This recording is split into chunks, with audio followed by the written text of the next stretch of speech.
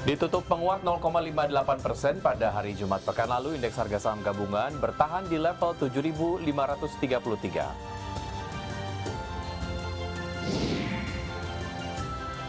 China kembali catatkan penurunan impor batu bara pada bulan Juli 2025.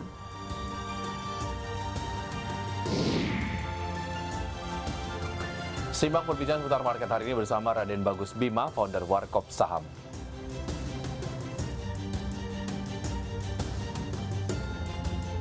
Selamat pagi, Vina. Selamat pagi, Wiki. Selamat hari Senin ya. Betul sekali, semangat baru. Kamu sangat cantik sekali, luar biasa pakai baju merah. Ini sesuai dengan HUT Republik Indonesia ya, yang ke-80 ya. Tapi kalau bicara mengenai semangat dari perayaan HUT Republik Indonesia ke-80, yang juga harus kita patut serap semangatnya adalah terkait dengan hari ulang tahun pasar modal hari ini yang ke-48 tahun. Iya, sekali lagi selamat untuk pasar modal Indonesia. Semoga kedepannya bisa semakin maju dan memberikan dampak yang lebih luas terhadap Indonesia ya. Betul sekali. Dan pemirsa, selama 90 menit ke depan kami hadir dengan sejumlah informasi menarik seputar ekonomi dan pasar modal. Ya, Anda juga bisa menyaksikan kami live streaming di idxchannel.com. Saya Vina Munawar. Dan saya Wiki Adrian, inilah Market Buzz. Ya.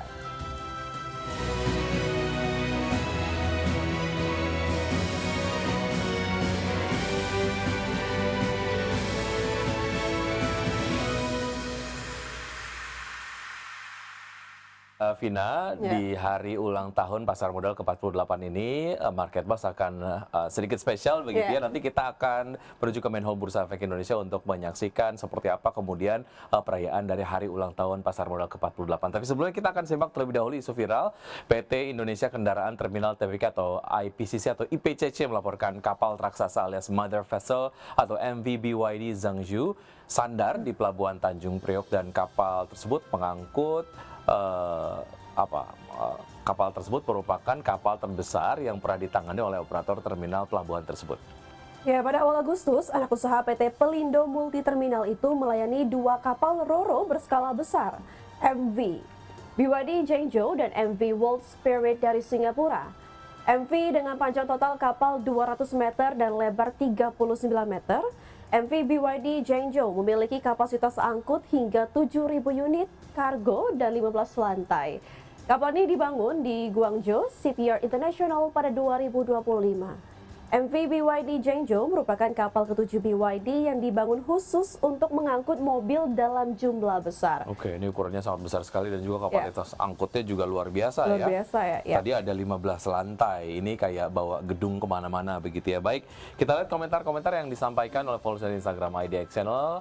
Mengomentari berita yang satu ini, pemirsa. Yang pertama ada Ramot Tujogan, Gias kemarin PO Atto 1 4.000 unit lebih katanya. Ini nggak tahu apakah memang merupakan sebuah informasi yang memang terjadi di Gias terkait dengan Atto. Ini adalah salah satu varian dari terbaru ya dari BYD ya. Betul sekali, yang kayaknya ini disambut cukup positif oleh masyarakat. Ya, dengan mungkin harga yang cukup terjangkau ya di levelnya. Mungkin ini bisa menjadi pesaing mobil-mobil low cost dari merek-merek Jepang mungkin. Betul, tapi konsepnya memang mobil listrik ya. Kalau yang dari mobil Jepang itu adalah mobil konvensional atau mobil yang menggunakan bahan bakar bensin.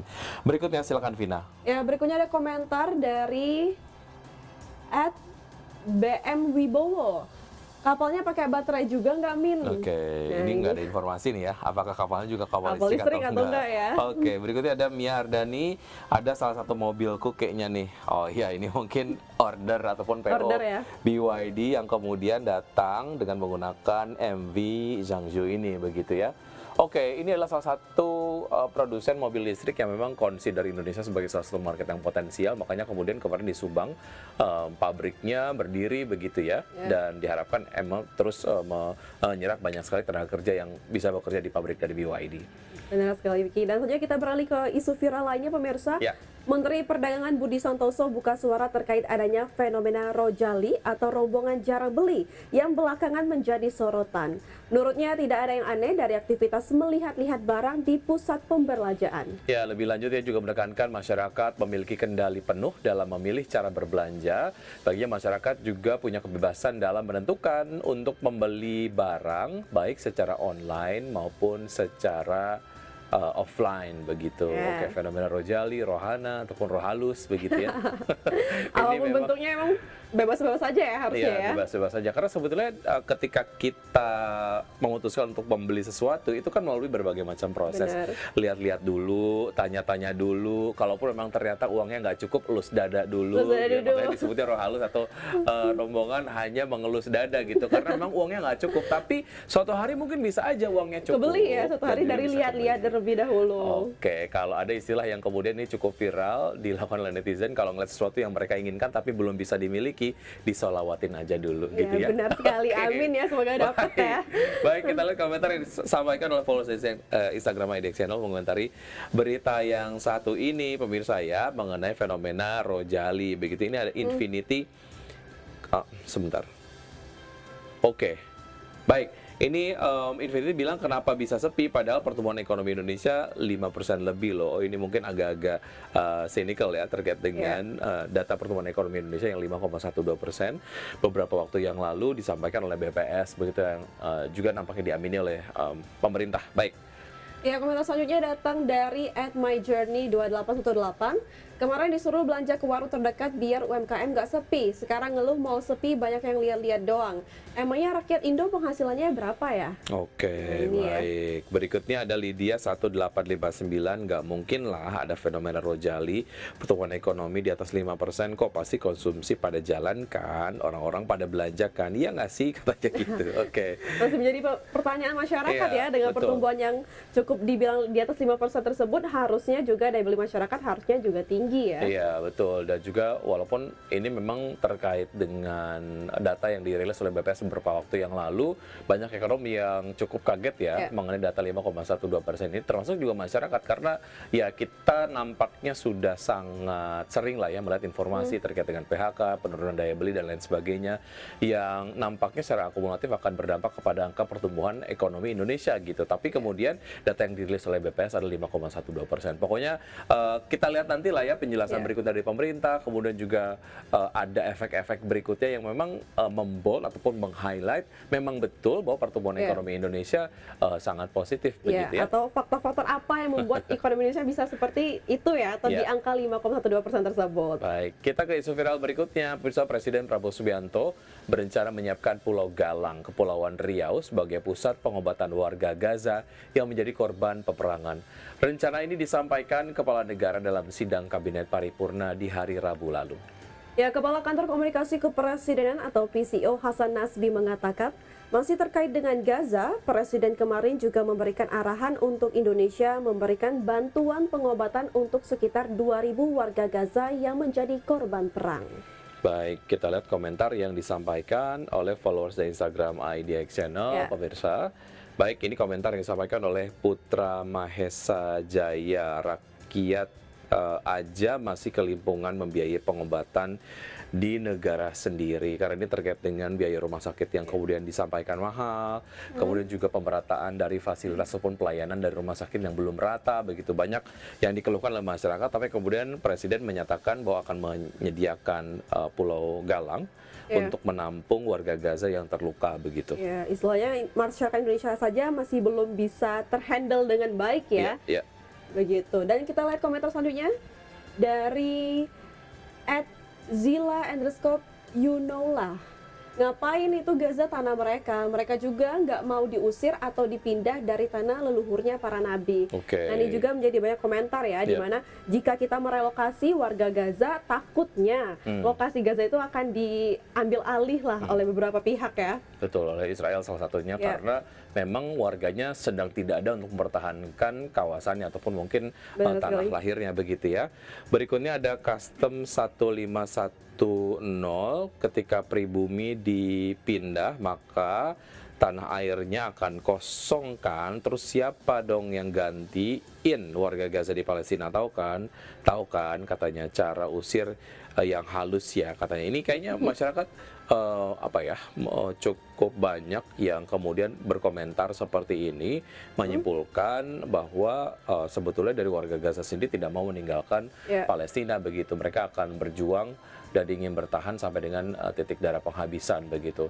Tapi kemudian ini menjadi sebuah sikap yang ditunjukkan oleh pemerintah Indonesia untuk menunjukkan kepeduliannya kepada masyarakat Palestina ketika ada konflik berkepanjangan yang ada di sana begitu. Tidak hanya kemudian menyampaikan dukungan secara verbal saja, tapi dikatakan ini adalah sebagai sebuah upaya nyata begitu. Upaya nyata ya untuk membantu warga-warga di Palestina. Ya kita doakan saja semoga kedepannya warga-warga yang berkonflik di Palestina dan Gaza khususnya agar segera mendapatkan bantuan dari makanan, pengobatan secara lebih banyak lagi ya kedepannya dan bisa tidak perlu relokasi, mungkin mereka bisa mempertahankan wilayahnya dengan baik ya. Betul, baik Zain. Kita sekarang masih kemudian menunggu event yang dilaksanakan di Bursa Efek Indonesia mengenai hari ulang tahun pasar modal yang ke-48. Sambil kita nantikan, kita akan jeda terlebih dahulu dan pemirsa tetap bersama kami akan segera kembali. Ya.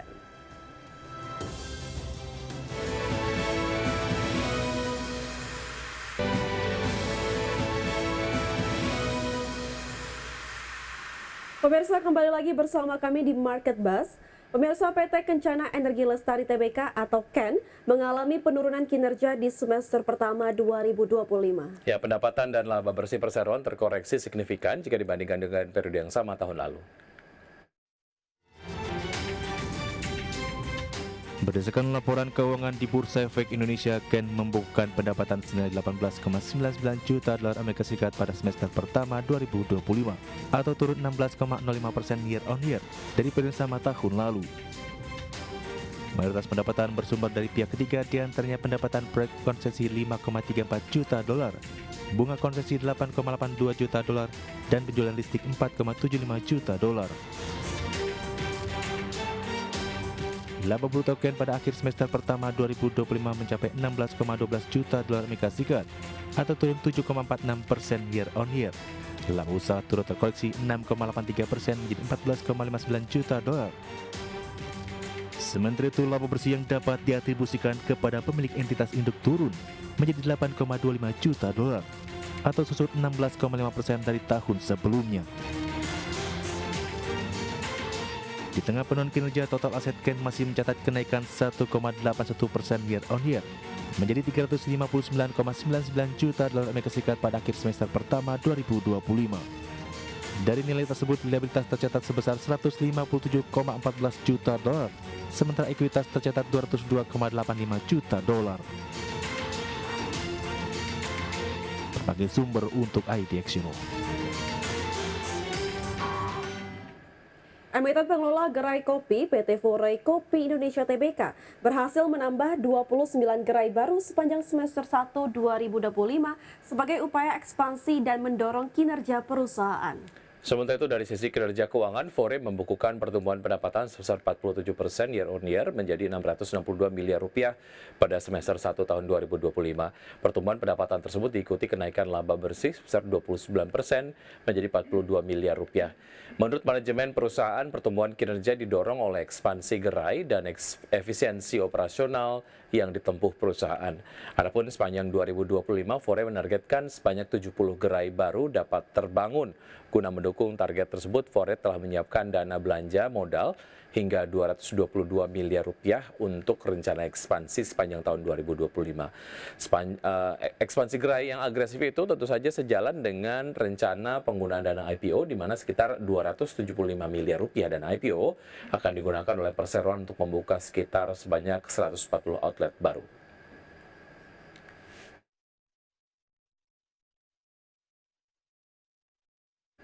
Emiten unggas PT Japfa Confit Indonesia Tbk atau JPFA melaporkan kinerjanya yang lesu di sepanjang semester 1 tahun ini. Ya, melansir laporan keuangannya, JPFA meraup laba bersih Rp1,23 triliun di 6 bulan pertama tahun 2025. Raihan tersebut merosot 16,42% year on year dari periode yang sama tahun lalu sejumlah Rp1,47 triliun. Dengan begitu, total laba per saham dasar JPFA tercatat Rp106, turun dari Rp127.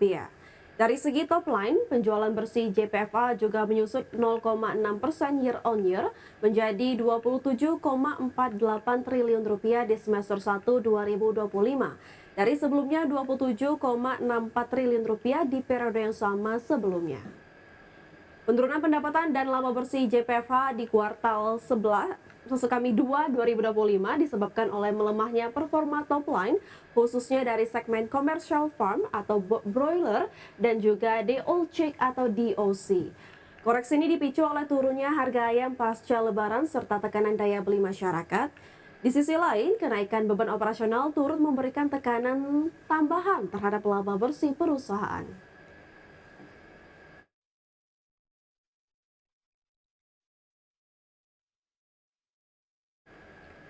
Pemirsa, PT Jasa Marga Tbk atau JSMR membukukan pendapatan 12,9 triliun rupiah pada semester 1 2025. Angka ini turun 1% dari periode yang sama tahun lalu yang sebesar 13,1 triliun rupiah. Meski begitu, segmen jalan tol masih menopang pendapatan JSMR. Segmen konstruksi yang menyumbang 27% dari total pendapatan turun tajam sebanyak 13% secara tahunan. Segmen lain yang menyumbang 3% ke pendapatan total juga turun 5% secara year on year. Namun berkat segmen jalan tol, pendapatan perseroan tak banyak terkoreksi. Pada semester 1 tahun ini pendapatan segmen ini tumbuh 5% secara tahunan dan berkontribusi sebesar 69% dari total pendapatan JSMR. Margin laba operasional naik ke 36% dan margin EBITDA naik ke 47%. Akan tetapi laba bersih JSMR turun 20,3% secara tahunan menjadi 1,87 triliun rupiah di semester 1 tahun 2025.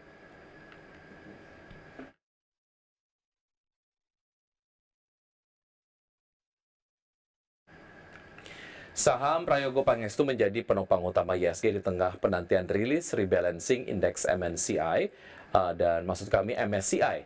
Namun IHSG terbebani pelemahan saham jumbo yang terdampak oleh profit taking.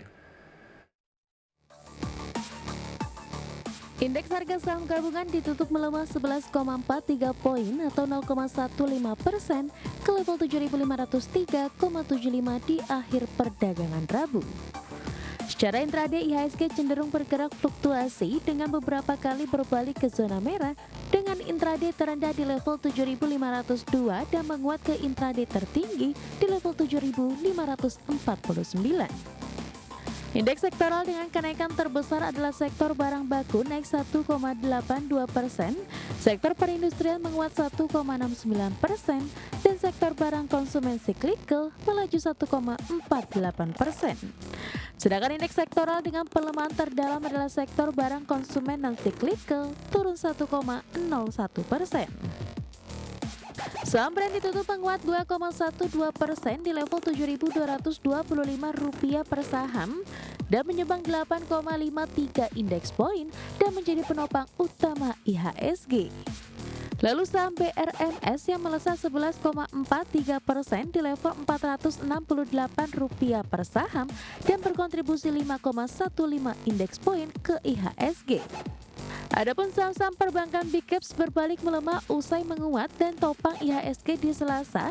Saham BBCA ditutup melemah 1,48% di level Rp8.300 per saham dan menyumbang 7,14 indeks poin ke pelemahan IHSG. Saham BBRI ditutup melemah 0,80% di level Rp3.710 per saham dan membebani IHSG 4,94 indeks poin. Saham BBNI ditutup melemah 2,84% di level Rp4.100 per saham dan bebani IHSG 3,91 indeks poin dan BMRI ditutup melemah 1,05% di level Rp4.700 per saham dan beratkan IHSG di 3,5 indeks poin.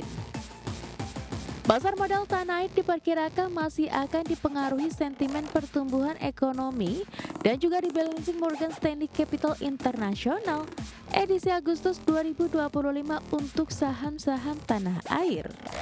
Sebelumnya MSCI telah mencabut perlakuan khusus pada 3 saham konglomerat Prayogo Pangestu, PT Barito Renewable Energy Tbk, PT Petrosi Tbk, dan PT Petrindo Jaya Kreasi Tbk, dengan demikian membuka peluang bagi saham Prayogo Pangestu untuk masuk ke dalam MSCI.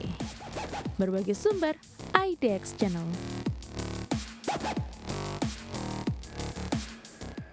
PT Rukun Raharja Tbk atau Raja mencatat laba 11,3 juta US dollar pada semester pertama 2025, turun 20% dibandingkan tahun lalu. Ya, penurunan dipicu divestasi saham ke anak usaha PT Raharja Energi Cepu Tbk atau Ratu yang melantai di awal tahun ini. Raja membukukan laba 11,3 juta dolar Amerika atau 180,8 miliar rupiah, turun dari 14,2 juta dolar Amerika Serikat atau 227,2 miliar rupiah pada periode yang sama tahun sebelumnya. Penurunan dipicu divestasi saham ke anak usaha PT Raharja Energi Cepu Tbk atau Ratu yang melantai di awal tahun ini.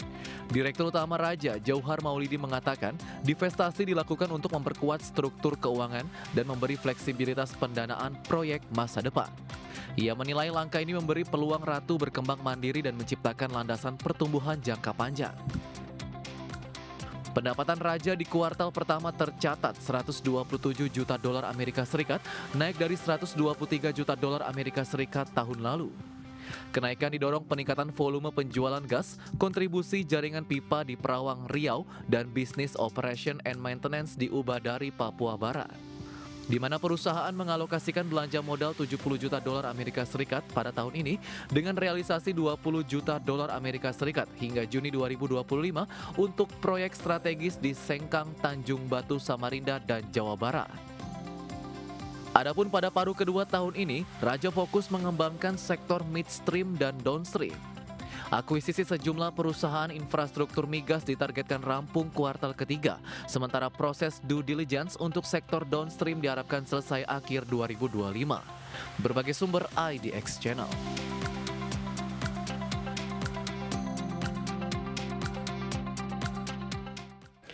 Ya, pemirsa, kini kita akan menuju ke Bursa Efek Indonesia untuk menyaksikan prosesi perayaan dari hari ulang tahun Pasar Modal ke-48.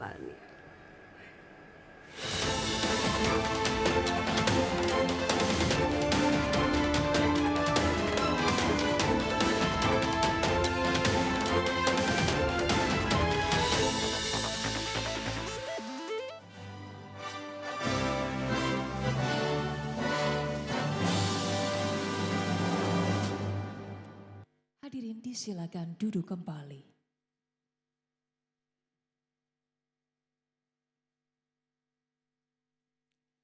Assalamualaikum warahmatullahi wabarakatuh. Salam sejahtera bagi kita semua. Om Swastiastu, Namo Buddhaya, salam kebajikan rahayu. Yang terhormat, Ketua Dewan Komisioner Otoritas Jasa Keuangan Republik Indonesia, Bapak Mahendra Siregar.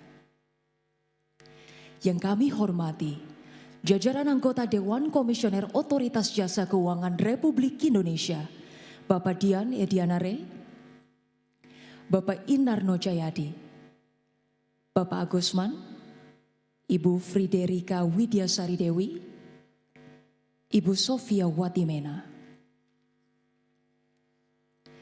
Deputi Komisioner Otoritas Jasa Keuangan Republik Indonesia, Bapak IB Aditya Jaya Antara beserta jajaran, Direktur Utama PT Clearing Penjaminan Efek Indonesia, Bapak Iding Pardi beserta jajaran, Dewan Komisaris dan Direksi Self-Regulatory Organization, PT Bursa Efek Indonesia, PT Clearing Penjaminan Efek Indonesia, dan PT Kustodian Sentral Efek Indonesia. Direksi dan Dewan Komisaris Anak Perusahaan, Perwakilan Asosiasi Pasar Modal, Direksi Anggota Bursa dan Perusahaan Tercatat, rekan-rekan media pasar modal, dan seluruh undangan lainnya yang telah hadir di main hall maupun yang menyaksikan secara virtual. Selamat pagi dan selamat datang pada acara pembukaan perdagangan Bursa Efek Indonesia dalam rangka peringatan 48 tahun diaktifkannya kembali Pasar Modal Indonesia yang mengusung tema mewujudkan ekonomi mandiri, berdaulat dan maju bersama.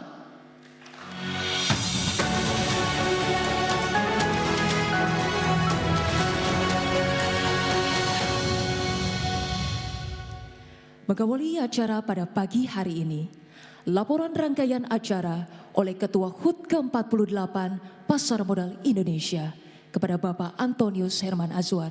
Kami silakan.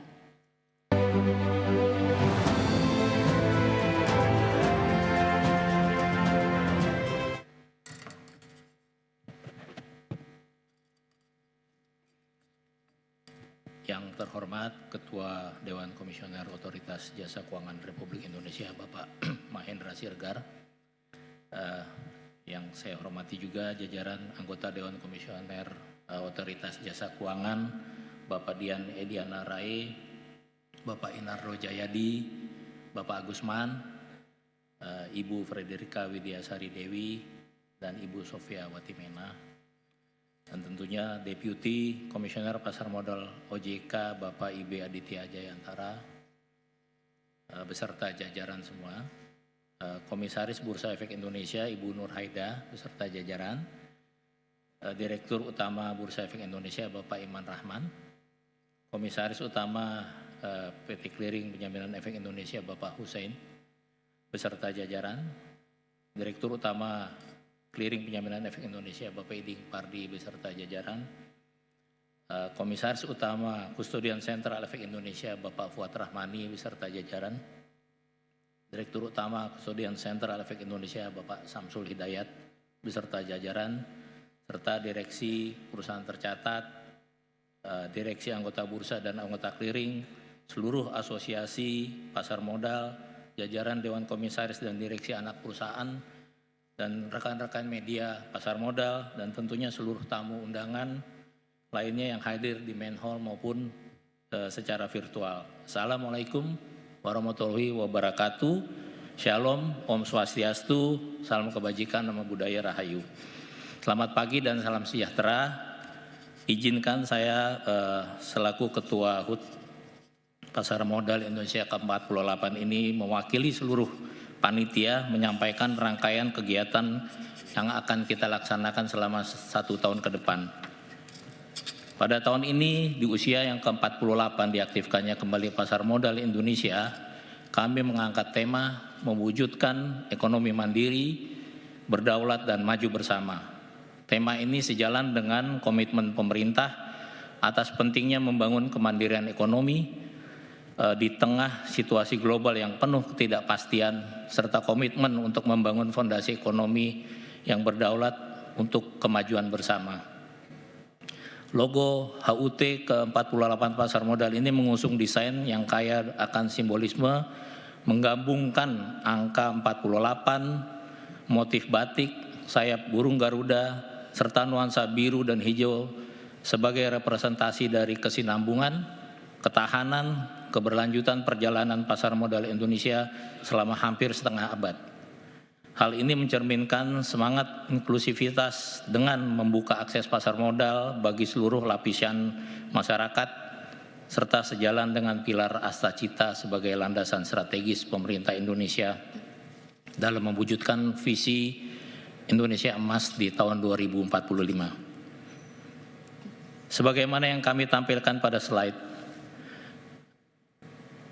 pada peringatan HUT ke-48 Pasar Modal Indonesia ini, kami panitia menyiapkan berbagai rangkaian kegiatan rutin mencakup kegiatan edukasi, kompetisi, olahraga, media, dan tentunya sosial.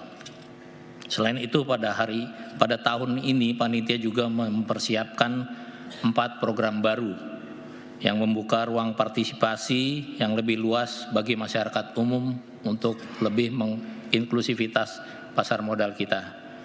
Inisiatif ini merupakan wujud komitmen kami untuk memperluas inklusivitas pasar modal dengan meningkatkan literasi masyarakat terhadap peran strategis pasar modal dalam pembangunan ekonomi nasional.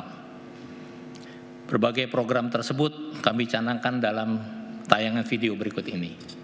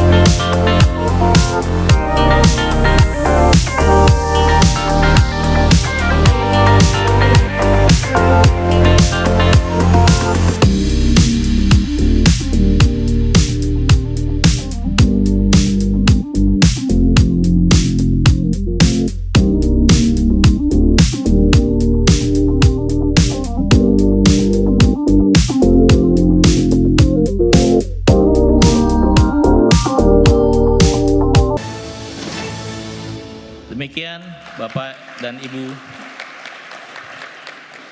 kami memohon dukungan dan kerjasama dari seluruh pihak untuk membantu kelancaran pelaksanaan kegiatan HUT 48 Pasar Modal Indonesia.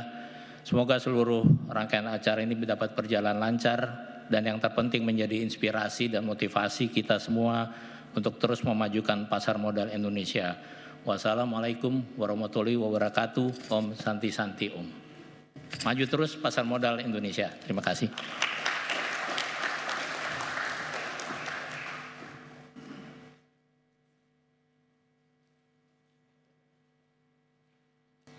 Selanjutnya, sambutan Direktur Utama PT Clearing Penjaminan Efek Indonesia kepada Bapak Iding Pardi, kami silakan.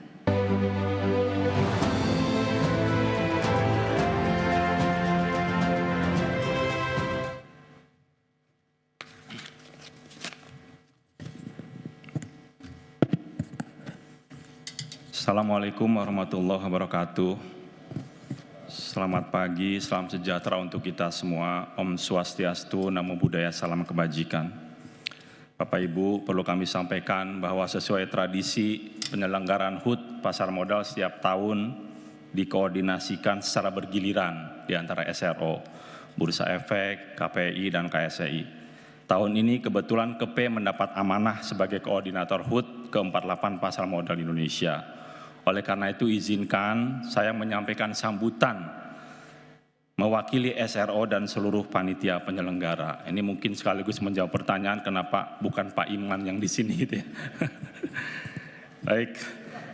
Yang terhormat Ketua Dewan Komisioner Otoritas Jasa Keuangan Bapak Mahendra Siregar. Terima kasih Pak yang telah berkenan hadir pada pagi ini.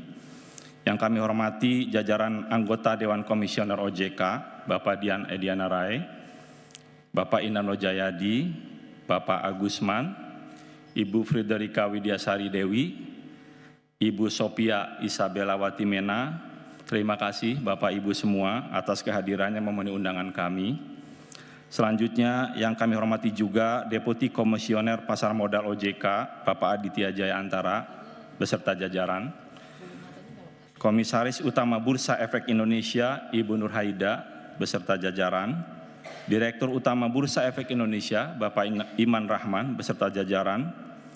Komisaris Utama Clearing Penjaminan Efek Indonesia, Bapak Husen, beserta jajaran. Kemudian Direksi Clearing Penjaminan Efek Indonesia, Pak Anton, selaku Ketua Panitia HUT Pasar Modal, dan Ibu Umi Kulsum. Kemudian Komisaris Utama Kasedian Sentral Efek Indonesia, Bapak Fuad Rahmani, beserta jajaran.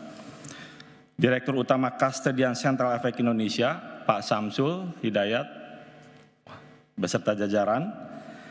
Direksi dan Dewan Komisaris Anak Perusahaan, Perwakilan Asosiasi Pasar Modal, Direksi Anggota Bursa, Direksi atau perwakilan dari perusahaan tercatat, rekan-rekan media, dan seluruh undangan lainnya yang hadir di main hall maupun yang menyaksikan secara virtual. Pertama-tama marilah kita panjatkan puji syukur kehadirat Tuhan Yang Maha Esa karena atas rahmat dan perkenannya kita semua dapat berkumpul dalam keadaan sehat walafiat untuk memperingati 48 tahun diaktifkannya kembali pasar modal Indonesia. Tema peringatan kita tahun ini adalah mewujudkan ekonomi mandiri, berdaulat, dan maju bersama. Tema ini mencerminkan tekad kita untuk terus menjadikan pasar modal sebagai motor pembiayaan pembangunan nasional yang berkelanjutan dan inklusif. Hadirin yang berbahagia, jika kita menoleh ke belakang, sejarah pasar modal di negeri ini bukanlah kisah yang mulus. Pasar modal pertama kali berdiri di era Hindia Belanda demi kepentingan VOC. Lalu ditutup saat Perang Dunia I, dibuka kembali, kemudian kembali vakum di masa Perang Dunia II. Baru pada tahun 1977, di tengah semangat membangun ekonomi nasional, pemerintah menghidupkan kembali pasar modal. Hari itu menjadi titik awal sebuah perjalanan panjang, dari papan perdagangan sederhana menjadi sebuah ekosistem modern yang menopang perekonomian bangsa. Sejak itu banyak tonggak bersejarah kita lalui. Lahirnya Undang-Undang Nomor 8 Tahun 1995 tentang pasar modal, pendirian KPI dan KSEI, modernisasi perdagangan melalui scriptless trading, pencepatan penyelesaian transaksi dari T+4 hingga kini menjadi T+2, penggabungan Bursa Efek Jakarta dan Surabaya menjadi Bursa Efek Indonesia, pembentukan OJK, hingga lahirnya berbagai instrumen inovatif seperti bursa karbon, instrumen derivatif baru, dan sistem perdagangan untuk transaksi repo. Semua ini tentunya terwujud karena kolaborasi erat antar regulator, SRO, pelaku pasar, investor, dan masyarakat. Inilah kekuatan yang membuat pasar modal kita tangguh menghadapi krisis, berbagai disrupsi, dan gejolak global. Bapak Ibu yang saya hormati, kini pasar modal Indonesia menawarkan berbagai instrumen seperti saham, obligasi, reksadana, ETF, warrant terstruktur, indeks, derivatif, hingga instrumen berbasis keberlanjutan seperti IDX Carbon. Berbagai layanan SRO sebagai infrastruktur pasar modal juga semakin modern. Capaian kinerja pasar modal juga patut kita syukuri dan banggakan. Berbagai indikator pasar dari tahun ke tahun terus menunjukkan perkembangan yang pesat. Nilai kapitalisasi pasar, IHSG, jumlah emiten yang sudah hampir menyentuh 1.000 perusahaan, dan juga jumlah investor yang sudah lebih dari 17 juta investor. Peningkatan juga terjadi untuk nilai transaksi yang rata-rata sudah lebih dari 13 triliun per hari.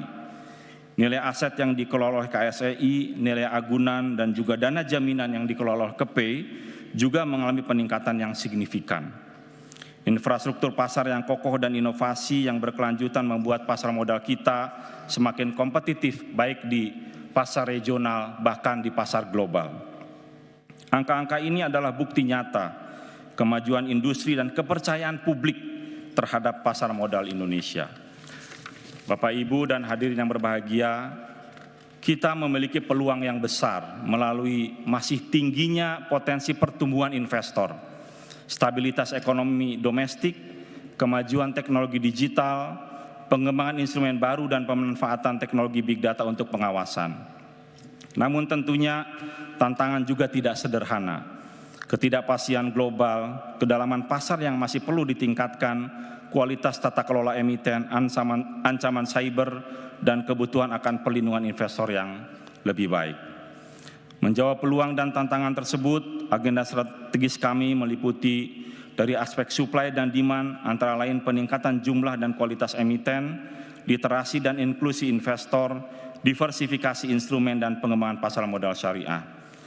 Adapun dari aspek infrastruktur dan intermediary, meliputi pembaruan dan peningkatan kapasitas core system SRO, penguatan keamanan cyber, perluasan keanggotaan, penguatan data governance, dan perluasan pemanfaatan big data untuk pengawasan.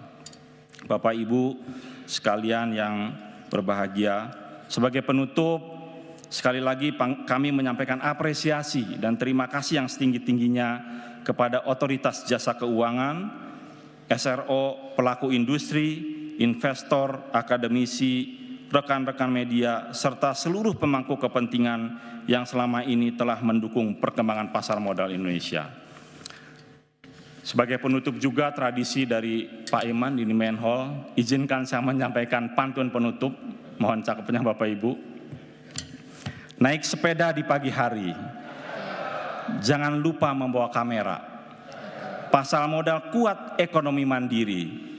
Indonesia maju, rakyat sejahtera. Selamat ulang tahun ke-48, diaktifkannya kembali pasar modal Indonesia. Terima kasih. Wassalamualaikum warahmatullahi wabarakatuh. Maju terus pasar modal Indonesia.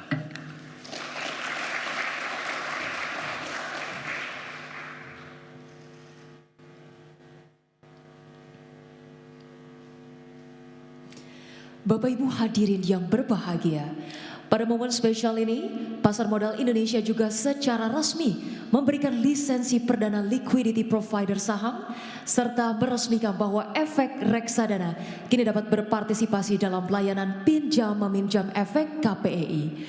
Bapak Ibu hadirin sekalian, mari kita saksikan video peresmian pengembangan layanan pasar modal berikut ini. Ingin investasi saham tapi takut kurang liquid? Tenang, sekarang sudah ada liquidity provider saham.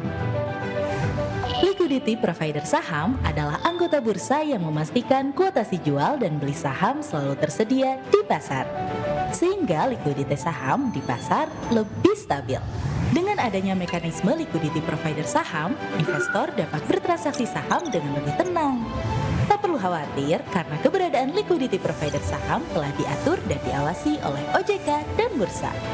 Selain menjamin likuiditas untuk investor, liquidity provider saham juga memiliki benefit bagi industri pasar modal kita. Likuiditas lebih terjamin dan transaksi makin nyaman. Untuk informasi lebih lanjut, kunjungi idx.co.id sekarang. Saatnya reksadana berperan lebih, mendorong likuiditas, membuka peluang, dan memperkuat pasar melalui partisipasi dalam pinjam-meminjam efek ID Clear. Di tengah dinamika likuiditas dan upaya peningkatan efisiensi, pasar modal Indonesia terus berkembang dan bertransformasi. Salah satu pendorong utama transformasi tersebut adalah hadirnya mekanisme pinjam-meminjam efek ID Clear, solusi strategis yang menjembatani kebutuhan antara lender dan borrower. Pinjam-meminjam efek ID Clear berperan penting dalam meningkatkan likuiditas transaksi bursa dan mendukung beragam strategi investasi, mulai dari transaksi margin dan short selling, peran liquidity provider, sarana hedging, hingga strategi trading dan investasi yang lebih adaptif. Pinjam-meminjam efek ID Clear telah menjadi bagian penting dalam menjaga kelancaran dan efisiensi pasar melalui infrastruktur dan mekanisme yang memungkinkan pelaku pasar untuk berpartisipasi dengan aman dan terintegrasi. Kini, reksadana memiliki peran baru berpartisipasi sebagai lender pinjam-meminjam efek ID Clear. Manajer investasi dapat berperan aktif dan investor reksadana berpotensi mendapat pendapatan lebih. Perluasan peran reksadana ini didasarkan pada regulasi yang kuat dan infrastruktur yang andal. Pinjam-meminjam efek ID Clear menjadi peluang baru bagi reksadana untuk mengoptimalkan portofolio sekaligus berkontribusi pada penguatan pasar. Melalui skema penjaminan transaksi, manajemen risiko tetap terjaga, memastikan setiap transaksi pinjam-meminjam efek ID Clear berlangsung aman dan efisien. Dengan peran baru ini, reksadana tak lagi hanya menjadi wadah investasi. Reksadana turut menggerakkan pasar yang lebih liquid dan efisien. Pinjam-meminjam efek ID Clear, pendapatan bertambah, investasi bertumbuh. Boleh kita berikan aplaus Bapak Ibu sekalian? Selanjutnya, marilah kita dengarkan bersama keynote speech Ketua Dewan Komisioner Otoritas Jasa Keuangan Republik Indonesia, dilanjutkan dengan peresmian pembukaan perdagangan kepada Bapak Mahendra Siregar. Dengan hormat kami silakan. Terima kasih. Saya semula berpikir Pak Anton bahwa perayaan ulang tahun OJK yang panjangnya 1 bulan itu sudah lama sekali gitu ya. Tapi baru saya tahu bahwa perayaan pasar modal ulang tahunnya itu 1 tahun ya. Jadi ya kita di OJK 1 bulan belum apa-apa rupanya. Boleh diperpanjang sedikit lagi. Assalamualaikum warahmatullahi wabarakatuh. Selamat pagi, salam sejahtera bagi kita semua. Om Swastiastu, Namo Buddhaya, salam kebajikan. Yang saya hormati rekan-rekan anggota Dewan Komisioner OJK yang berbahagia dan seluruh insan OJK yang hadir pada kesempatan yang baik ini. Bapak Ibu sekalian, ini saya ingin menggarisbawahi bahwa kalau semua acara dari pasar modal selalu OJK datang full tim.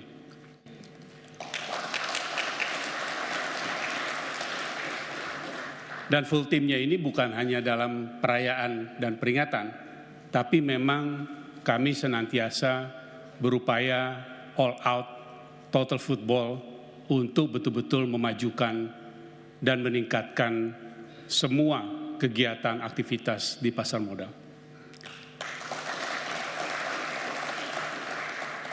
Kalau tidak percaya, sebagai contoh, hari ini kebetulan Pak Mirsa, Wakil Ketua Dewan Komisioner OJK, beserta tim dari Danantara sedang melakukan non-deal roadshow di luar negeri.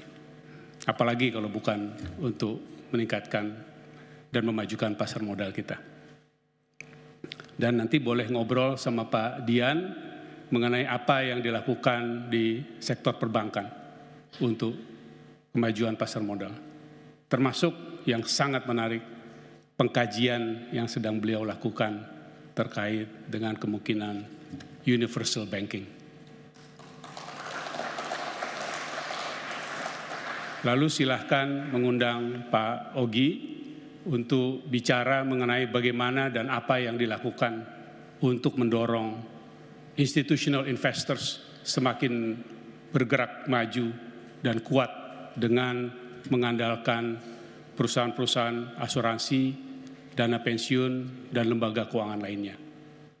Begitu juga yang dilakukan oleh Pak Agusman, begitu juga oleh Pak Hasan, termasuk Pak Hasan melakukan pendalaman melalui regulatory sandbox untuk ETF emas.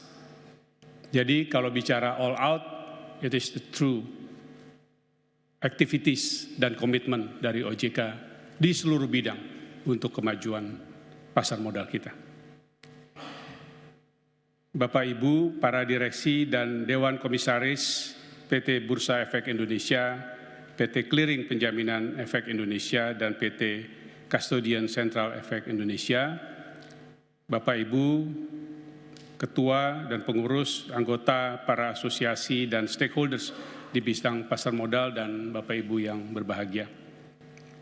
Pertama-tama kita panjatkan puji syukur kehadirat Tuhan Maha Kuasa karena atas perkenannya lah kita boleh berkumpul dalam keadaan sehat walafiat di tempat yang baik ini, memperingati 48 tahun diaktifkannya kembali pasar modal Indonesia yang bertema mewujudkan ekonomi mandiri, berdaulat, dan maju bersama.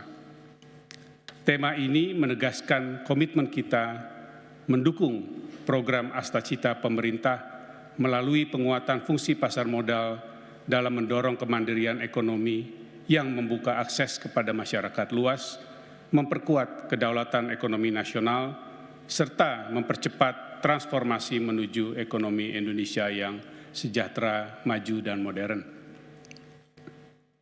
Tema ini juga sejalan dengan tema Hari Ulang Tahun Kemerdekaan Indonesia tahun ini, Bersatu, Berdaulat, Rakyat Sejahtera, Indonesia Maju.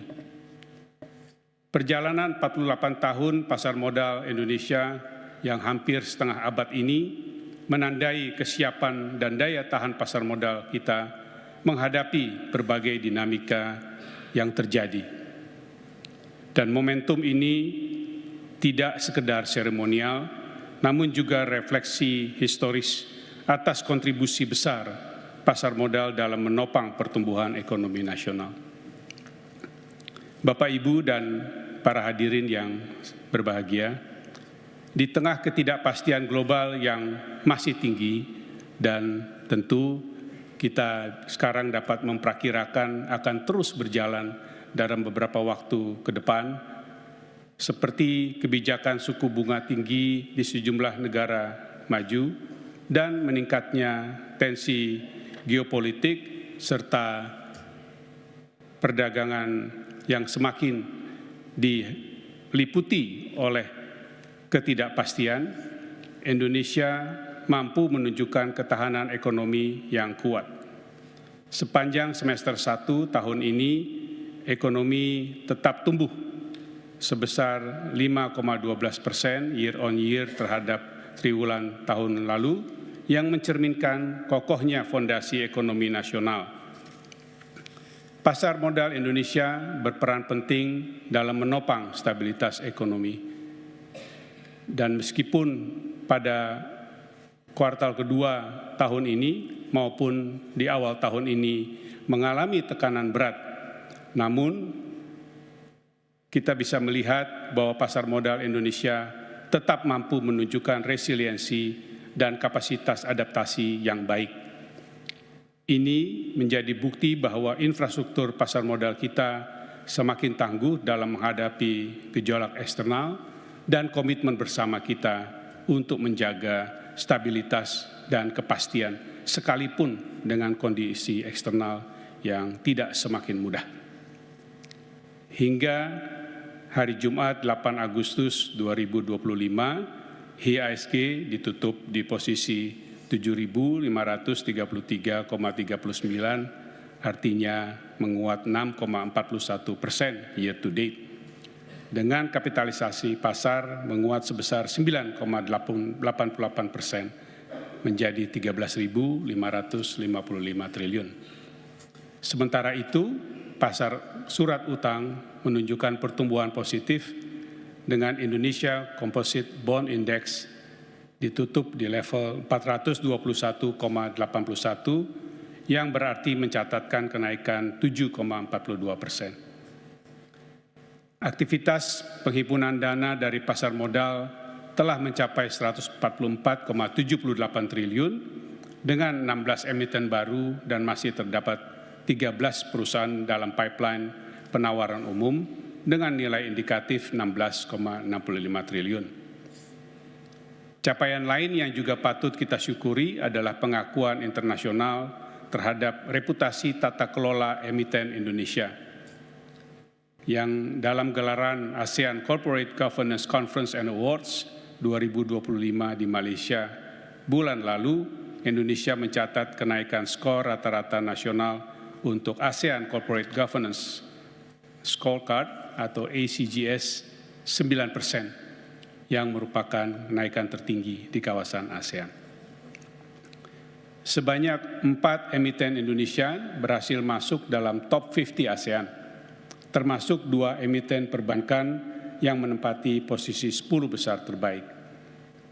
Selain itu, jumlah perusahaan Indonesia yang masuk dalam kategori ASEAN Asset Class juga meningkat signifikan dari 9 menjadi 23 perusahaan. Capaian ini mencerminkan hasil nyata dari berbagai inisiatif pembinaan dan pengawasan yang secara konsisten dilakukan oleh OJK yang terus mendorong tata kelola perusahaan yang transparan, akuntabel, dan berkelanjutan, sekaligus memperkuat posisi pasar modal Indonesia di tingkat internasional. Bapak Ibu yang saya hormati, tahun 2025 ini menjadi tonggak penting dalam sejarah industri jasa keuangan Indonesia dengan dimulainya pengalihan peraturan dan pengawasan keuangan derivatif ke OJK. Langkah ini menyempurnakan proses integrasi pengawasan sektor jasa keuangan yang lebih terkoordinasi, holistik, dan responsif. Pengalihan ini bukan hanya perubahan kelembagaan, tapi juga bagian dari strategi nasional mendorong inovasi produk derivatif keuangan, memperkuat pelindungan investor, dan meningkatkan tata kelola yang dapat menjawab kebutuhan pelaku industri yang semakin modern dan dinamis. Kedepan, pasar modal Indonesia akan semakin strategis dalam mendukung agenda dan prioritas pembangunan nasional, khususnya yang berkaitan dengan Astacita 2025-2029. Agenda ini menekankan penciptaan lapangan kerja berkualitas, transformasi ekonomi yang inklusif dan berkelanjutan, serta penguatan sistem keuangan yang tangguh, efisien, dan berdaya saing global. Dan tadi sejalan dengan yang disampaikan oleh Pak Iding, dalam menjawab arah kebijakan pengembangan pasar, OJK bersama seluruh stakeholders di pasar modal terus memperkuat 3 pilar utama pengembangan pasar modal. Pertama, peningkatan supply. Melalui akselerasi pencatatan perusahaan potensial, termasuk UMKM dan startup digital, serta pengembangan instrumen pembiayaan inovatif seperti green bonds, sukuk wakaf, dan securities crowdfunding. Kedua, penguatan demand dengan memperluas basis investor retail domestik, meningkatkan literasi dan inklusi keuangan, serta memperluas partisipasi investor institusi. Ketiga, penguatan infrastruktur pasar dan partisipan melalui transformasi digital, perbaikan sistem pengawasan terintegrasi, dan peningkatan kapasitas kelembagaan. Dan selanjutnya, isu keberlanjutan masih menjadi prioritas pengembangan pasar modal kita. OJK secara konsisten mengawal penerapan prinsip-prinsip environmental, social, and governance pada semua lini industri jasa keuangan. Dalam kurun setahun terakhir, nilai transaksi Bursa Karbon Indonesia terus meningkat dengan nilai pada tanggal 8 Agustus 2025 mencapai 77,95 miliar dan volume transaksi melampaui 1,59 juta ton CO2 equivalent. Kedepan, dengan telah diluncurkannya perdagangan karbon internasional melalui Bursa Karbon Indonesia, maka nilai transaksi di bursa karbon diharapkan dapat terus meningkat. OJK juga terus berupaya memperkuat regulasi, meningkatkan kapasitas pelaku pasar, dan mendorong inovasi dalam penerapan ESG untuk mewujudkan pasar modal yang lebih inklusif dan berkelanjutan dalam pembangunan nasional.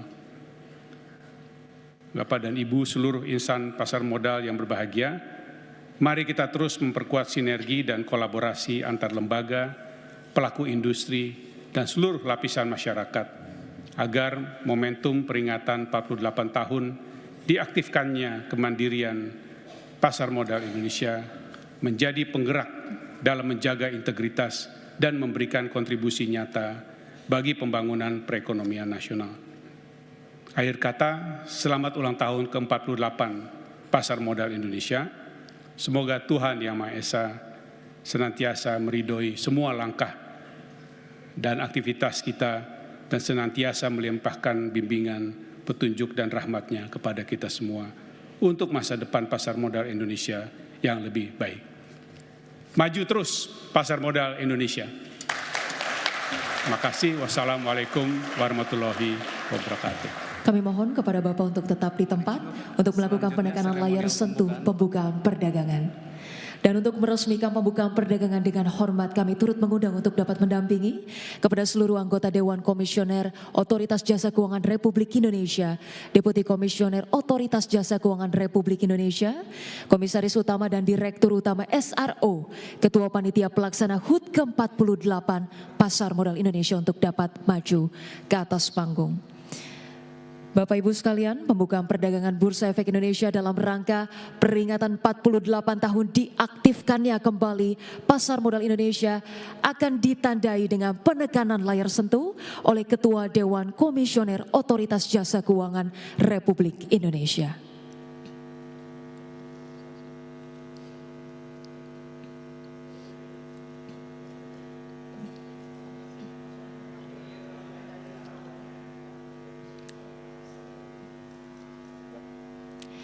Bapak dan Ibu sekalian, waktu telah menunjukkan pukul 9 dan kami mengundang Bapak Ibu untuk dapat menghitung mundur bersama. 5, 4, 3, 2, 1.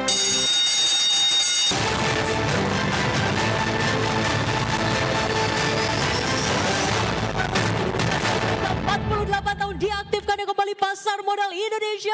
Sekali lagi kita berikan aplaus yang paling meriah. Bapak dan Ibu hadirin, agenda selanjutnya adalah pemotongan tumpeng dalam rangka peringatan 48 tahun diaktifkannya kembali Pasar Modal Indonesia. Mohon berkenan Bapak dan Ibu dapat menuju posisi yang telah ditentukan.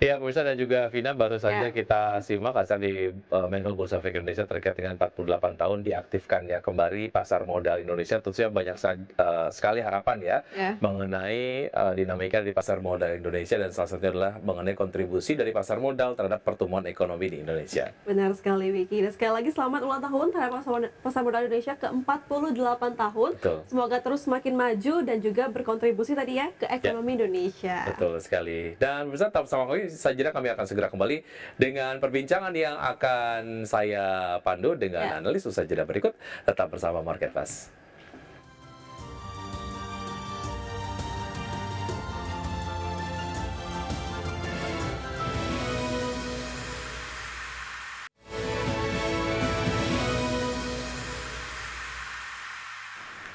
Terima kasih Anda masih bergabung sama kami. Pemirsa, indeks harga saham gabungan atau IHSG ditutup menguat di level 7.553 di perdagangan di hari Jumat di akhir pekan lalu, dan IHSG menguat ditopang oleh saham Grup Prayogo Pangestu dan Sinarmas di tengah rilis terbaru rebalancing indeks MSCI.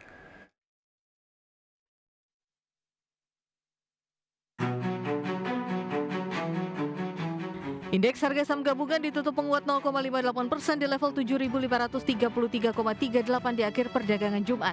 Penguatan IHSG lebih ke arah terbatas setelah secara intraday sempat menguat ke level 7.648,9. Indeks sektoral dengan kenaikan terbesar, sektor energi naik 2,27%, sektor perindustrian menguat 2,2%, dan sektor infrastruktur melaju 0,98%. Sedangkan indeks sektoral dengan pelemahan terdalam, sektor teknologi yang turun 2,64%, sektor barang konsumen siklikal melemah 0,42%, dan sektor barang konsumen non-siklikal terkoreksi 0,42%. Adapun mengutip Refinitiv, sejumlah saham Prayogo Pangestu seperti Brand ditutup menguat 9,66% di level Rp7.950 per saham. Saham Cuan ditutup menguat 7,19% di level Rp1.565 per saham. Saham BRPT ditutup menguat 3,36% di level Rp2.460 per saham. Dan saham PTRO ditutup menguat 9,01% di level Rp3.750 per saham. Keempat saham ini menyumbang 36,95 indeks poin terhadap penguatan IHSG. Namun tiga saham emiten Sinarmas menyumbang indeks poin yang jauh lebih besar. Saham DSSA ditutup naik 20% ke level Rp78.600 per saham, berkontribusi 50,23 indeks poin. Saham SMMA ditutup menguat 10,07% di level Rp16.400 per saham dan menyumbang 11,57 indeks poin. Pergerakan IHSG dibayangi rebalancing indeks Morgan Stanley International atau MSCI yang kembali dilakukan edisi Agustus 2025. Semua perubahan akan dilakukan di penutupan 26 Agustus 2025 dan berlaku efektif 27 Agustus 2025. Rebalancing kali ini dilangsungkan dan berfokus pada MSCI Global Standard Index dan MSCI Small Cap Indexes. Ada dua saham yang masuk menjadi anggota atau konstituen baru MSCI Global Standard Index, saham DSSA dan saham Cuan. Bersama dengan masuknya dua saham tersebut, saham Adaro keluar. Kemudian di deretan MSCI Small Cap Indexes ada 6 saham baru, di mana saham ADRO, PTRO, AADI, KPIG, Ratu, dan saham TAPG. Sementara dua saham harus keluar dari indeks MSCI Small Cap, yaitu saham MBMA dan PNLF. Berbagai sumber IDX Channel.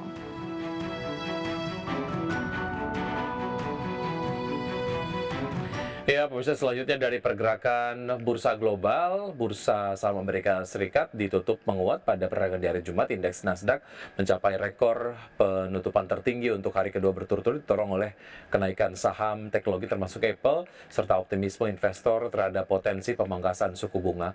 Ketiga indeks utama tercatat membukukan kenaikan yang solid untuk pekan lalu. Kita lihat data selengkapnya. Untuk perdagangan hari Jumat, Dow Jones Industrial Average naik 0,47% ke level 44.175. Dan indeks S&P 500 yang menguat ke posisi 6.389 dan indeks Nasdaq Composite naik 0,98% ke posisi 21.450. Sementara itu dari bursa Eropa, pemirsa, saham-saham bursa Eropa mencatat kenaikan mingguan terbesar dalam 12 pekan pada hari Jumat lalu seiring dengan saham perbankan yang terus mendorong kenaikan indeks acuan. Sementara investor menantikan tanda-tanda kemungkinan gencatan senjata antara Rusia dan Ukraina. Indeks acuan Stoxx 600 ditutup menguat 0,19% ke level 547. 0,08, indeks FTSE 100 melemah 0,06% ke level 9.095 dan indeks DAX Jerman melemah 0,12% ke posisi 24.162.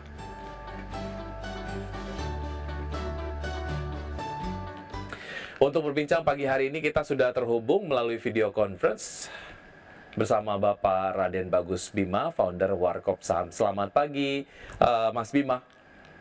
Ya, selamat pagi Mas. Baik, terima kasih sudah bergabung Mas Bima di Market Buzz kali ini. Semoga sehat selalu Mas Bima. Hari ini menandai 48 tahun diaktifkannya kembali pasar modal Indonesia. Kalau kita lihat kemudian IHSG kinerjanya setahun ke belakang seperti apa highlightnya menurut Anda?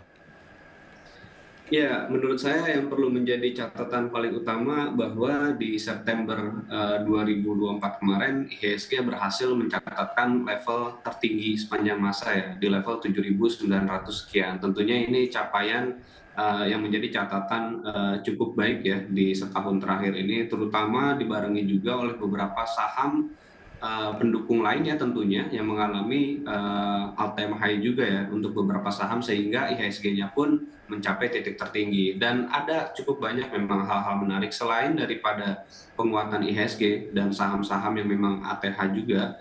Namun yang berbeda, saham-saham yang menjadi pendukung atau pendongkrak justru adalah saham-saham konglomerasi, atau bisa dibilang ini saham-saham berbeda dari tahun-tahun sebelumnya, yang dimana biasanya saham-saham perbankan kita ya Big Four yang selalu mendukung kenaikan IHSG. Namun di September tahun lalu bahwa saham-saham konglomerasi ini ikut andil dalam menciptakan ATH dari IHSG. Oke, beberapa isu ataupun mungkin terkait dengan concern diantaranya adalah drive yang diberikan oleh saham-saham berbasis konglomerat terhadap IHSG. Kemudian juga tidak lupa juga setahun belakangan lah ya ada isu terkait dengan penerapan dari tarif dagang Amerika Serikat terhadap mitra-mitra dagangnya. Nah ini kalau kita lihat seberapa besar sih ataupun seberapa signifikan kemudian pengaruh dari isu ataupun concern terkait dengan penerapan dari tarif perang dagang antara Amerika Serikat dan juga mitra dagangnya untuk pasar modal di Indonesia, Mas Bima? Ya, tentu saja di awal market kita merespon sangat sensitif sekali ya pada saat pengumuman di hari pertama saja membuat kondisi IHSG kita ya, bahkan saham-saham big caps ya, saham-saham blue chip mengalami koreksi yang paling terdepan gitu, dan memang seiring waktu itu kembali normal kembali. Artinya yang saya mau ambil poin bahwa memang sentimen global saat ini menjadi sentimen yang paling sensitif ya untuk saat ini, terutama pada saat IHSG mengalami penurunan. Jadi bisa kita cermati data domestik kita ya hampir jarang sekali membuat IHSG kita turun. Nah, jadi kebanyakan di sepanjang paling tidak 8 bulan ini ya di tahun ini, sentimen yang menjadi penurunan IHSG itu justru dari global. Nah, kalau di market kita sendiri bisa kita lihat sentimennya justru banyak yang positif sebenarnya, seperti euforia IPO yang cukup pesat gitu peningkatannya. Lalu dividen ya, beberapa saham termasuk saham-saham yang masuk ke dalam Danantara, dividennya menjadi dividen jumbo gitu. Bahkan itu terjadi juga di saham-saham perbankan kita, itu di atas 5%, bahkan di atas 7% itu dividennya. Dan kita tahu juga ya bahwa untuk saat ini beberapa emiten ya, walaupun memang laporan keuangannya mengalami penurunan di sampai kuartal 2 kemarin, namun saat ini kita bisa lihat harganya rata-rata sudah price in gitu dengan catatan laporan keuangan sampai di kuartal kedua. Jadi saya pikir di tengah sentimen pemberlakuan tarif tetap ada sentimen positif dari market kita.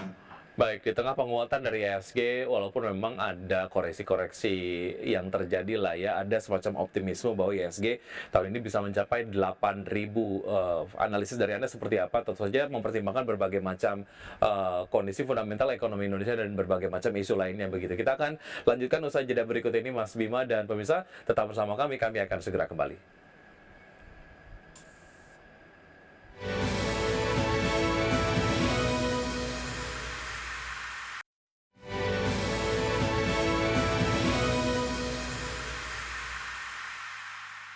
bergabung sama kami. Sebelum saya lanjutkan perbincangan bersama Mas Raden Bagus Bima, founder Warkop Saham, kita akan lihat pergerakan dari IHSG di pukul 9:18 waktu Indonesia bagian Barat. Investor datanya dari RTI sejauh ini bergerak menguat dengan penguatan 0,67% di level 7.584,982, dan 5 saham yang masuk ke dalam jajaran top gainers diantaranya adalah BBCA, DSSA, kemudian juga EMTK, MBMA, dan juga BBRI. Tahap losers, 5 diantaranya adalah ada Koin, AMMN, Cuan, CDIA, dan juga Wi-Fi. Pergerakan sektoral, sektor keuangan sejauh ini memimpin penguatan dengan penguatan 0,98%, dan sektor yang memimpin pelemahan adalah Basic Industries yang melemah 0,68% atau hampir di range 0,7%. Dan berikutnya kita akan simak pembukaan dari bursa-bursa utama Asia di pagi hari ini. Pemirsa dapat Anda saksikan di layar televisi untuk bursa-bursa utama Asia. Ya, Kompak dibuka menguat dengan Nikkei ditutup di perdagangan hari ini. STI Singapura menguat 0,11% di level 4.244. Kemudian Kospi Korea dibuka menguat 0,09% di level 3.212. Kemudian Hang Seng Hong Kong dibuka menguat 0,04% di level 24.869. Dan berikutnya adalah saham-saham yang direkomendasikan pagi hari ini dari Mas Bima. Di antaranya adalah ada Antam dengan support di 3.000, resistance di 3.500, BRPT support di 2.370, resistance di 2.460, Unilever di support 1.720, resistance di 1.930, dan Ratu di level support 6.900 dan resistance di 8.000. Semua saham direkomendasikan buy. Kita kembali berbincang bersama Mas Bima. Mas Bima, sebelum kita bahas saham-saham pilihan yang Anda rekomendasikan pagi hari ini terkait dengan optimisme IHSG bisa mencapai 8.000. Menurut Anda, sejauh mana ini kemudian bisa menjadi sebuah target yang bisa direalisasikan dalam waktu dekat? Atau ini kemudian menjadi target yang nampaknya most likely akan terjadi di akhir tahun? Tentu saja mempertimbangkan berbagai macam indikator lah ya. Seperti apa analisis Anda, Mas Bima? Ya, menurut saya kalau kita melihat dari sisi teknikal masih sangat memungkinkan IHSG kita untuk mencapai level 8.000, karena memang kalau kita lihat dari level saat ini ke level 8.000 itu kita hanya butuh sekitar 6% saja penguatan IHSG. Namun kalau kita lihat dari sisi beberapa data ya, perkembangan data kita untuk di kemarin yang sudah dirilis bahwa ada pertumbuhan dari sisi ekonomi kita, namun saya melihat hal ini masih cukup berat tantangan kita. Kalaupun nanti IHSG mampu menguat sampai di level 8.000, kemungkinan besar bisa di akhir tahun atau bahkan di awal tahun nanti. Kenapa? Karena memang selain daripada beberapa emiten ya, kalau kita lihat dari sisi perbankan, dari bulan ke-5 sampai bulan ke-6-nya saja, artinya dari bulan Mei ke bulan Juni saja, masih ada beberapa pelemahan yang terjadi, terutama di bank-bank besar kita di Big Four, dan ini saya melihat masih akan mengalami konsolidasi terlebih dahulu ya di kuartal ketiga ini, sehingga kemungkinan besar momentum paling terbaik untuk kita bisa mencapai 8.000 ini di akhir tahun atau di awal tahun nanti. Ini sambil kita melihat apakah ada gangguan-gangguan lagi dari global ya terkait dengan sentimen negatif yang tadi saya sampaikan, dan saya sangat berharap sekali pertumbuhan emiten-emiten yang terutama big caps itu mampu menunjukkan performanya dimulai dari kuartal 3 tahun ini. Masih ada jangka waktu, dan kita tahu juga ya bahwa saat ini kita masih dalam era suku bunga yang masih tinggi, walaupun kemarin BI rate sempat turun 25 basis point, tapi menurut saya saat ini era kita masih cukup tinggi. Dan bahkan penurunan suku bunga tersebut pun bahkan mungkin ya baru bisa mempengaruhi kondisi real market kita di 3 bulan atau bahkan 6 bulan ke depan. Sehingga untuk mencapai 8.000, walaupun secara teknikal membutuhkan 6% lagi saja, tapi secara data-data pendukungnya kita masih membutuhkan waktu. Jadi perkiraan saya di akhir tahun atau di awal tahun depan. Baik, kinerja dari emiten big caps ini diharapkan dapat menjadi backbone lah ya, ataupun pendukung dari penguatan IHSG yang secara optimis bisa tercapai 8.000 antara di akhir tahun atau di awal tahun 2026. Kemudian tantangannya tentu saja terkait dengan apa yang terjadi di global, sentimen negatifnya, diharapkan kinerja dari emiten big caps dapat menjadi penyeimbang. Baik, kita ke saham-saham yang direkomendasikan pagi hari ini, Mas Bima, diantaranya adalah Antam terlebih dahulu. Analisis selengkapnya untuk Antam seperti apa? Ya, untuk Antam saya rekomendasikan pembelian selama berada di atas level 3.000. Ini level 3.000 merupakan level stop loss-nya. Target untuk Antam itu masih di level 3.500. Ini untuk swing trade ya, sehingga potensial profitnya di 3.500 tersebut itu di level sekitar 13% ya untuk Antam. Saat ini sedang terkoreksi dan bisa dimanfaatkan untuk akumulasi pembelian untuk saham Antam. Baik untuk Antam swing trade artinya ini hanya untuk jangka pendek terlebih dahulu ya, bisa dimanfaatkan untuk Antam ya? Ya, betul. Baik, dari Antam kita ke BRPT, seperti apa Mas Bima? Ya, BRPT ini juga salah satu saham yang menurut saya cukup memiliki potensi yang sangat menarik ya. Untuk saat ini BRPT saya rekomendasikan pembelian, walaupun memang saat ini sedang mengalami koreksi ya sekitar 1,6%. Saya masih optimis untuk BRPT selain karena trennya cukup baik ya, cukup menguat, dan nanti beberapa bulan ke depan diisukan BRPT akan meng-IPO-kan anak usaha, sehingga ini menjadi sentimen positif untuk BRPT. Saya targetkan untuk BRPT itu di level 2.800, sekitar 2.800 ya untuk target BRPT. Sementara untuk level stop loss-nya ada di level sekitar 2.400. Oke, baik, itu tadi dia BRPT. Kemudian kita ke Unilever, Mas Bima, seperti apa? Ya, Unilever ini salah satu yang menurut saya cukup menarik untuk di pekan ini. Ya, target kenaikan untuk Unilever itu di 1.930, kurang lebih 10% ya yieldnya untuk saat ini, dan level stop loss-nya di 1.720. Unilever baru memulai akan adanya tren naik ya untuk jangka waktu pendek. Jadi cukup menarik ini sektor consumer, salah satunya Unilever. Baik, Mas Bima, sorry kita kembali ke BRPT. Tadi untuk targetnya di 2460 betul? Atau tadi entry di 2810, kemudian targetnya di berapa? Ya, untuk BRPT targetnya di sekitar 2.800 ya. Oke. Untuk BRPT untuk saat ini. Baik, dari BRPT Unilever kita ke Ratu, seperti apa Mas Bima? Ya, mungkin tadi saya ada koreksi ya. Untuk BRPT target 2.800 dan level pembeliannya itu di 2.460. Untuk saham Ratu ya, ini salah satu saham yang tentunya cukup menarik kita perhatikan sampai nanti menjelang rebalancing di tanggal 26 nanti.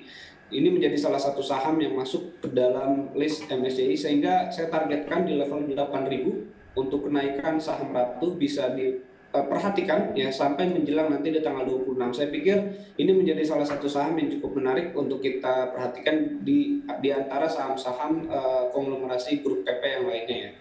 Baik, itu tadi dia saham-saham yang direkomendasikan untuk hari ini ataupun pekan ini ya, karena tadi Anda menyampaikan untuk Unilever saja menarik untuk pekan ini, begitu ada Antam, BRPT, Unilever, dan juga Ratu.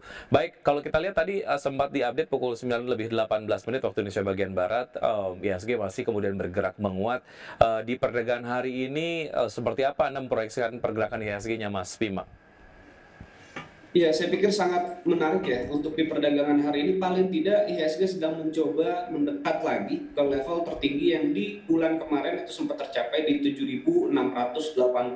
Ini juga hanya sekitar 1,8% ya. Seandainya IHSG menguat sampai 1,8% atau mendekati sekitar 2%, itu melampaui level tertinggi di bulan Juli kemarin. Ini didukung juga oleh penguatan dari beberapa perbankan BBCA, BBRI yang menguat. Menurut saya ini cukup baik ya, menguatnya masih ada di level bottom gitu untuk BBCA. Jadi IHSG sudah tinggi, tapi BBCA masih di bottom, sehingga jika nanti beberapa saham perbankan ini kembali menguat lagi, ya IHSG berpeluang lebih cepat gitu untuk bisa mencapai level tertingginya.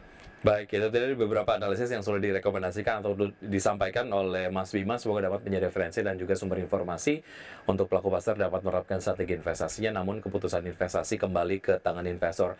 Mas Bima, terima kasih sudah bergabung sama kami. Sukses selalu untuk Anda, sehat selalu, sampai jumpa. Ya, terima kasih. Selamat pagi. Baik, selamat pagi. Dan pemirsa, sudah 90 menit kami menemani Anda dalam Market Buzz. Semoga pembahasan hari ini dapat menjadi referensi dan sumber informasi untuk Anda. Tetap berbarui informasi Anda hanya di IDX Channel, your trustworthy and comprehensive buzz and reference. Jangan lupa untuk menyaksikan program First Session Closing yang akan tayang pukul 12.00 waktu Indonesia bagian Barat. Karena urusan masa depan harus yang terdepan, aku investor saham, saya Wiki Adrian, mewakili rekan Vina Munawar dan juga rekan-rekan yang bertugas undur diri. Terima kasih, sampai jumpa.